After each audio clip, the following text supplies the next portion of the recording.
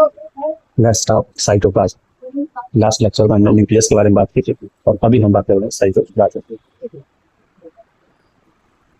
सबसे पहला पॉइंट आता है साइटोप्लाज्म की डिस्कवरी का। तो आपको याद रखना ये डिस्कवरी वगैरह किसी इंडिविजुअल ने नहीं की थी, बट ये जो टर्म है इसको पॉइंट किया गया था, ऐसे आप बोल सकते हो, पॉइंट बाय कॉलिकर। फर्स्ट टाइम ये जो टर्म लेके आए वो कॉलिकर साहब लेके आए, और तब इन 1860।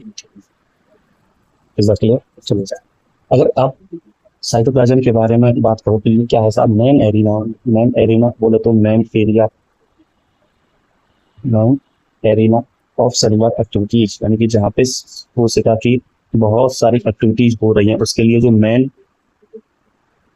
एरिया है वो कौन है साहब? आपका साइटोप्लाज्म। साइटोप्लाज्म को आप 2 पार्ट से डिवाइड कर सकते हैं, ठीक है सर। मेन एरिना तो अभी पता ही चल गया। साइटोप्लाज्म को 2 पार्ट्स में आप डिवाइड कर सकते हैं। Cytoplasm made up by 2 components. First is hyaloplasm. पहला कौन सा है? हेलोप्लाज्म। हेलोप्लाज्म को आप दूसरे शब्दों में साइटोसोल भी बोलते हैं। क्या बोलते हैं सर? साइटोसोल।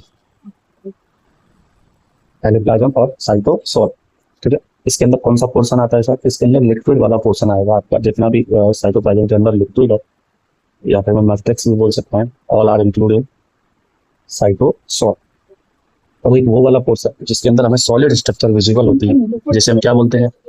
ट्रोफोप्लाज्म। क्या बोलते हैं? ट्रोफोप्लाज्म। Is that clear? और ट्रोफोप्लाज्म के अंदर क्या है सर?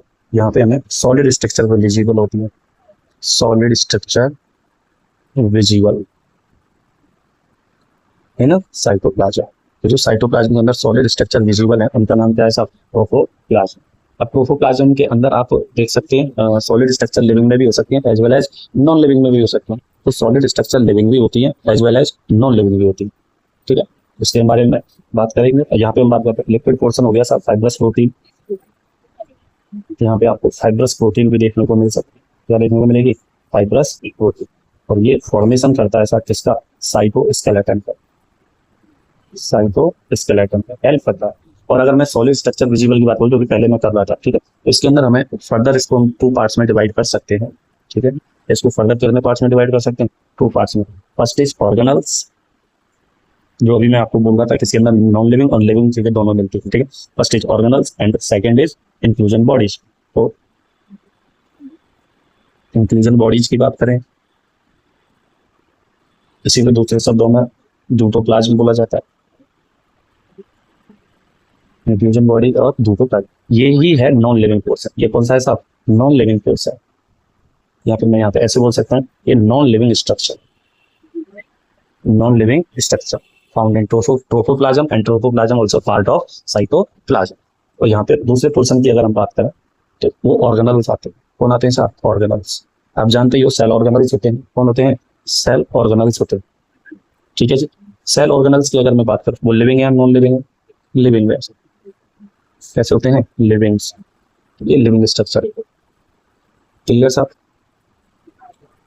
अगर हम फंक्शन की देखें कि साइटोप्लाज्म क्या फंक्शन करता है, ठीक है, तो इसके लिए आप ऐसे लिख सकते हो बाकी आप सब जानते हो, ठीक है। फंक्शन ऑफ साइटोप्लाज्म, तो ये हेल्प करता है exchange of material, exchange of material between cell organelles and cell,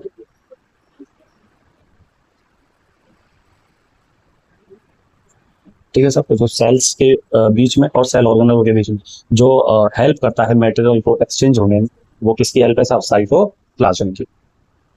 ये हमारा साइटोप्लाज्म था। अब इसके बाद हम बात करेंगे जैसे ऑर्गेनल्स आ गए थे, तो इसमें सबसे पहले ऑर्गेनल्स हम बात कर सकते हैं